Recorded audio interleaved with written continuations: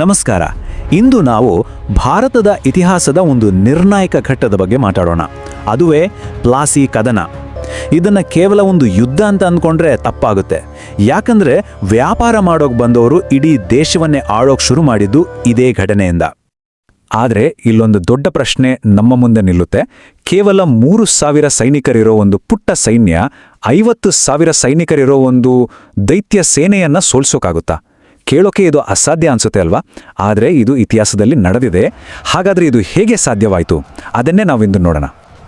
ಈ ಸಂಖ್ಯೆಗಳನ್ನ ಒಮ್ಮೆ ನೋಡಿ. ಒಂದು ಕಡೆ ಬಂಗಾಳದ ನವಾಬನ ಬಳಿ ಸುಮಾರು 50,000 ಸೈನಿಕರು, ಇನ್ನೊಂದು ಕಡೆ ಬ್ರಿಟಿಷ್ ಈಸ್ಟ್ ಇಂಡಿಯಾ ಕಂಪನಿ ಹತ್ರ ಇರೋದು ಕೇವಲ 3,000 ಜನ. ಈ ಅಂತರ ನೋಡಿದ್ರೆ ಯುದ್ಧದ ರಿಸಲ್ಟ್ ಮೊದಲೇ ಗೊತ್ತಿತ್ತು ಅಂತ ಯಾರು ಬೇಕಾದರೂ ಹೇಳ್ತಾರೆ. ಆದರೆ ನಿಜವಾದ ಉತ್ತರ ಸೈನಿಕರ ಸಂಖ್ಯೆಯಲ್ಲಿಲ್ಲ. ಅದಿರೋದು ಚಾಣಾಕ್ಷ ತಂತ್ರಗಾರಿಕೆ ಮತ್ತು ನಂಬಿಕೆ ದ್ರೋಹದಲ್ಲಿ. ಹೌದು, ಇದು ಯುದ್ಧಕ್ಕಿಂತ ಹೆಚ್ಚಾಗಿ ಒಂದು ರಾಜಕೀಯ ಪಿತೂರಿಯ ಕಥೆ. ಬನ್ನಿ, ತೆರೆಮರೆಯಲ್ಲಿ ನಡೆದ ಆ ನಿಜವಾದ ಆಟ ಏನು ಅಂತ ನೋಡೋಣ. ಸರಿ, ಹಾಗಾದ್ರೆ ಎಲ್ಲರ ಕಣ್ಣು ಬಂಗಾಳದ ಮೇಲೆ ಯಾಕಿತ್ತು? ಬ್ರಿಟಿಷರಿಗೆ ಈ ಜಾಗ ಯಾಕೆ ಅಷ್ಟೊಂದು ಮುಖ್ಯವಾಗಿತ್ತು? ಯಾಕಂದ್ರೆ ಆ ಕಾಲದಲ್ಲಿ ಬಂಗಾಳ ಅಂದ್ರೆ ಅಕ್ಷರಶಃ ಚಿನ್ನದ ಗಣಿ. ಅದು ಭಾರತದ ಅತ್ಯಂತ ಶ್ರೀಮಂತ ಪ್ರಾಂತ್ಯವಾಗಿತ್ತು. ಇಲ್ಲಿ ಬೆಳೆಯುತ್ತಿದ್ದ ಕ್ವಾಲಿಟಿ ರೇಷ್ಮೆ, ಹತ್ತಿ, ಅಕ್ಕಿಗೆ ಇಡೀ ಜಗತ್ತಲ್ಲೇ ಡಿಮ್ಯಾಂಡ್ ಇತ್ತು. ಈ ಅಪಾರ ಸಂಪತ್ತು ಯುರೋಪಿಯನ್ ಕಂಪನಿಗಳನ್ನ ಒಂದು ರೀತಿ ಆಯಸ್ಕಾಂತದ ಹಾಗೆ ತನ್ನತ್ತ ಎಳೆಯುತ್ತಿತ್ತು. ಅದೇ ಸಮಯಕ್ಕೆ ರಾಜಕೀಯ ಪರಿಸ್ಥಿತಿನೂ ಬದಲಾಗ್ತಿತ್ತು. 1707ರಲ್ಲಿ ಔರಂಗಜೇಬ್ ಸತ್ತ ಮೇಲೆ ದೆಹಲಿಯಲ್ಲಿದ್ದ ಮೊಘಲ್ ಸಾಮ್ರಾಜ್ಯ ವೀಕ್ ಆಯಿತು. ಇದರಿಂದ ಬಂಗಾಳದ ಹಾಗೆ ಹಲವು ರಾಜ್ಯಗಳು ಸ್ವತಂತ್ರ ಆದವು. ಆದರೆ ಇದು ಒಂದು ರೀತಿಯಲ್ಲಿ ರಾಜಕೀಯ ಅಸ್ಥಿರತೆಯನ್ನು ಸೃಷ್ಟಿ ಮಾಡಿತ್ತು. ಇದೇ ಗ್ಯಾಪನ್ನು ಬ್ರಿಟಿಷರು ತುಂಬಾನೇ ಜಾಣ್ಮೆಯಿಂದ ತಮ್ಮ ಅನುಕೂಲಕ್ಕೆ ಬಳಸ್ಕೊಂಡ್ರು. ಹಾಗಾದ್ರೆ ನವಾಬ ಮತ್ತು ಕಂಪನಿ ನಡುವೆ ನೇರ ಸಂಘರ್ಷಕ್ಕೆ ಕಾರಣವಾದ ಆ 4 ಮುಖ್ಯ ಕಿಡಿಗಳು ಯಾವುವು? ಒಂದೊಂದಾಗಿ ನೋಡೋಣ ಬನ್ನಿ. ಮೊದಲನೇದು, ಬ್ರಿಟಿಷರು ನವಾಬನ ಪರ್ಮಿಷನ್ ಇಲ್ಲದೆ ಕಲ್ಕತ್ತಾದ ಫೋರ್ಟ್ ವಿಲಿಯಮನ್ನ ಇನ್ನಷ್ಟು ಸ್ಟ್ರಾಂಗ್ ಮಾಡಿದ್ದು. ಎರಡನೇದು, ದಸ್ತಕ್ ಅಂತ ಒಂದು ಪಾಸ್ ಇತ್ತು, ಅಂದರೆ ಟ್ಯಾಕ್ಸ್ ಫ್ರೀ ವ್ಯಾಪಾರ ಮಾಡೋಕೆ ಪರ್ಮಿಷನ್. ಅದನ್ನ ಅವರು ಮಿಸ್ಯೂಸ್ ಮಾಡ್ಕೋತಿದ್ರು. ಮೂರನೇದು, ನವಾಬನ ಶತ್ರುಗಳಿಗೆ ತಮ್ಮ ಕೋಟೆಯಲ್ಲಿ ಆಶ್ರಯ ಕೊಡ್ತಿದ್ರು. ಇನ್ನು ಕೊನೆಯದಾಗಿ ಕಪ್ಪು ಕೋಣೆ ದುರಂತ ಅಂತ ಒಂದು ಘಟನೆ. ಇದರಲ್ಲಿ ಬ್ರಿಟಿಷ್ ಕೈದಿಗಳು ಉಸಿರುಗಟ್ಟಿ ಸತ್ರು ಅನ್ನೋ ಕಥೆಯನ್ನ ಮುಂದಿಟ್ಕೊಂಡು ಇದನ್ನ ಒಂದು ಎಮೋಷನಲ್ ವೆಪನ್ ಆಗಿ ಬಳಸ್ಕೊಂಡ್ರು. ಸರಿ, ಇಲ್ಲಿಂದ ಕಥೆ ಒಂದು ಥ್ರಿಲ್ಲಿಂಗ್ ಟರ್ನ್ ತಗೊಳ್ಳುತ್ತೆ.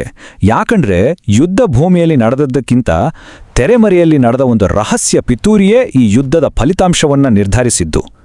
ಏನದು ಅಂತ ನೋಡೋಣ.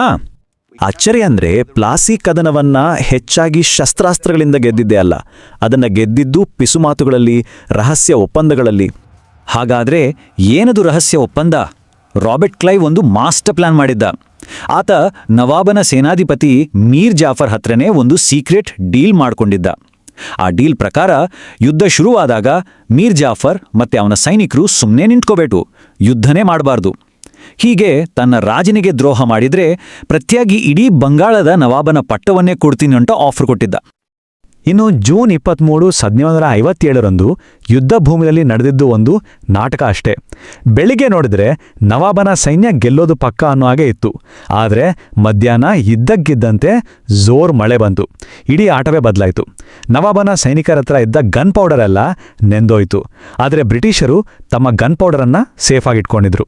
ಅಷ್ಟೇ ಅಲ್ಲ, ಪ್ಲಾನ್ ಪ್ರಕಾರ ಸೇನೆಯ ದೊಡ್ಡ ಭಾಗವನ್ನು ಮುನ್ನಡೆಸ್ತಿದ್ದ ಮೀರ್ ಜಾಫರ್ ಸುಮ್ಮನೆ ನಿಂತಿದ್ದ. ಹೀಗಾಗಿ ನವಾಬನ ಸೇನೆ ಕುಸಿದ್ಬಿಟ್ಟು.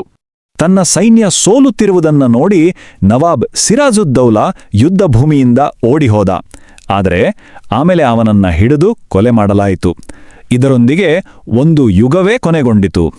ಯುದ್ಧತೋ ಮುಗೀತು, ಆದರೆ ನಿಜವಾದ ಕಥೆ ಶುರುವಾಗಿದ್ದೆ ಇಲ್ಲಿಂದ. ಈ ಒಂದು ಘಟನೆ ಇಡೀ ಭಾರತದ ಭವಿಷ್ಯವನ್ನೇ ಹೇಗೆ ಬದಲಾಯಿಸಿತು ಅಂತ ಈಗ ನೋಡೋಣ. ಇದರ ಎಫೆಕ್ಟ್ ಕೇವಲ ಬಂಗಾಳಕ್ಕೆ ಮಾತ್ರ ಸೀಮಿತವಾಗಿರಲಿಲ್ಲ. ಮೊದಲನೇದಾಗಿ ತಕ್ಷಣಕ್ಕೆ ಏನಾಯಿತು? ಡೀಲ್ ಪ್ರಕಾರ ಮೀರ್ ಜಾಫರ್ನನ್ನ ಬಂಗಾಳದ ಹೊಸ ನವಾಬನನ್ನಾಗಿ ಮಾಡಲಾಯಿತು. ಆದರೆ ಹೆಸರಿಗೆ ಮಾತ್ರ ಅವನು ನವಾಬ. ಅವನಿಗೆ ಯಾವುದೇ ರಿಯಲ್ ಪವರ್ ಇರಲಿಲ್ಲ. ಅವನು ಬ್ರಿಟಿಷರ ಕೈಯಲ್ಲಿರೋ ಒಬ್ಬ ಕೈಗೊಂಬೆ ಅಷ್ಟೇ ಆಗಿದ್ದ. ಇದಾದ ಮೇಲೆ ಶುರುವಾಗಿದ್ದೇ ಬಂಗಾಳದ ಸಂಪತ್ತಿನ ಬೃಹತ್ ಲೂಟಿ. ಬ್ರಿಟಿಷರು ಬಂಗಾಳದ ಖಜಾನೆಯನ್ನ ಅಕ್ಷರಶಃ ಬರಿದು ಮಾಡಿದ್ರು. ಇದನ್ನೇ ಇತಿಹಾಸದಲ್ಲಿ ಡ್ರೇನ್ ಆಫ್ ವೆಲ್ತ್ ಅಂತ ಕರೆಯೋದು. ಇದರಿಂದ ಬಂಗಾಳದ ಆರ್ಥಿಕತೆ ಹಲವು ವರ್ಷಗಳ ಕಾಲ ಚೇತರಿಸಿಕೊಳ್ಳೇ ಇಲ್ಲ. ಇನ್ನಿದರ ಲಾಂಗ್ ಟರ್ಮ್ ಎಫೆಕ್ಟ್ಸ್ ಇನ್ನೂ ಗಂಭೀರವಾಗಿತ್ತು. ಮೊದಲನೇದಾಗಿ ಭಾರತದಲ್ಲಿ 200 ವರ್ಷಗಳ ಬ್ರಿಟಿಷ್ ಆಳ್ವಿಕೆಗೆ ಇದೇ ಅಡಿಪಾಯ ಹಾಕಿದ್ದು. ಎರಡನೇದಾಗಿ ಬಕ್ಸಾರ್ ಕದನದ ಹಾಗೆ ಮುಂದಿನ ಯುದ್ಧಗಳನ್ನು ಗೆಲ್ಲೋಕೆ ದಾರಿ ಮಾಡಿಕೊಡ್ತು. ಮೂರನೇದಾಗಿ ಭಾರತದಲ್ಲಿದ್ದ ಫ್ರೆಂಚರ ಪ್ರಭಾವವನ್ನು ಸಂಪೂರ್ಣವಾಗಿ ಮುಗಿಸಾಕಿತು. ಎಲ್ಲಕ್ಕಿಂತ ಮುಖ್ಯವಾಗಿ ಕೇವಲ ವ್ಯಾಪಾರ ಮಾಡೋಕೆ ಬಂದಿದ್ದ ಒಂದು ಕಂಪನಿ ಇಡೀ ದೇಶವನ್ನೇ ಆಳುವ ಒಂದು ಸಾಮ್ರಾಜ್ಯವಾಗಿ ಬದಲಾಯಿತು. ಹಾಗಾದ್ರೆ ಕೊನೆಗೆ ನಮಗೆ ಅರ್ಥ ಆಗೋದು ಏನು? ಪ್ಲಾಸಿ ಅನ್ನೋದು ಒಂದು ಯುದ್ಧ ಅಲ್ವೇ ಅಲ್ಲ, ಅದು ಒಂದು ಪಕ್ಕಾ ಪ್ಲ್ಯಾಂಡ್ ಟೇಕ್ ಓವರ್. ಇಲ್ಲಿ ಗೆಲುವನ್ನು ನಿರ್ಧರಿಸಿದ್ದು ಸೈನ್ಯದ ಬಲ ಅಲ್ಲ, ಬದಲಾಗಿ ರಾಜಕೀಯ ಕುತಂತ್ರ ಮತ್ತೆ ದ್ರೋಹ. ಇದು ಎರಡು ಸೇನೆಗಳ ನಡುವಿನ ಫೈಟ್ ಆಗಿರಲಿಲ್ಲ, ಬದಲಿಗೆ ಒಂದು ಪಿತೂರಿಯ ಎಕ್ಸಿಕ್ಯೂಷನ್ ಆಗಿತ್ತು. ಕೊನೆಯದಾಗಿ ಹೇಳೋದಾದ್ರೆ ಪ್ಲಾಸಿ ಕದನ ಒಂದು ಕ್ರೂರ ಸತ್ಯವನ್ನ ನಮ್ಮ ಕಣ್ಣು ಮುಂದೆ ಇಡುತ್ತೆ. ಕೆಲವೊಮ್ಮೆ ದೊಡ್ಡ ದೊಡ್ಡ ಸೈನ್ಯಗಳು ಕೂಡ ಮಾಡ್ಲಾಗದ್ದನ್ನ ಒಂದು ಸಣ್ಣ ದ್ರೋಹ ಮಾಡಿ ಮುಗಿಸುತ್ತೆ. ಹೀಗೆ ಒಂದೇ ಒಂದು ನಂಬಿಕೆ ದ್ರೋಹ ವ್ಯಾಪಾರದ ತಕ್ಕಡಿ ಹಿಡಿದಿದ್ದ ಕೈಗೆ ರಾಜದಂಡವನ್ನ ಕೊಡ್ತು. ಅಷ್ಟೇ ಅಲ್ಲ, ಒಂದು ಇಡೀ ದೇಶದ ಹಣೆಬರಹವನ್ನೇ ಶಾಶ್ವತವಾಗಿ ಬದಲಿಸ್ಬಿಡ್ತು. ಇನ್ನೂ ಈ ತರಹ ಹೆಚ್ಚು ವಿಡಿಯೋಗಾಗಿ ನಮ್ಮ ಚಾನೆಲ್ ಸಬ್ಸ್ಕ್ರೈಬ್ ಮಾಡ್ಕೊಳ್ಳಿ. ಹಾಗೆ ನಿಮ್ಮ ಅನಿಸಿಕೆನ ಕೆಳಗಡೆ ಕಮೆಂಟ್ ಮಾಡಿ. ಹೌದು. ಸಿಗೋಣ ಮುಂದಿನ ವಿಡಿಯೋದಲ್ಲಿ. ನಮಸ್ಕಾರ.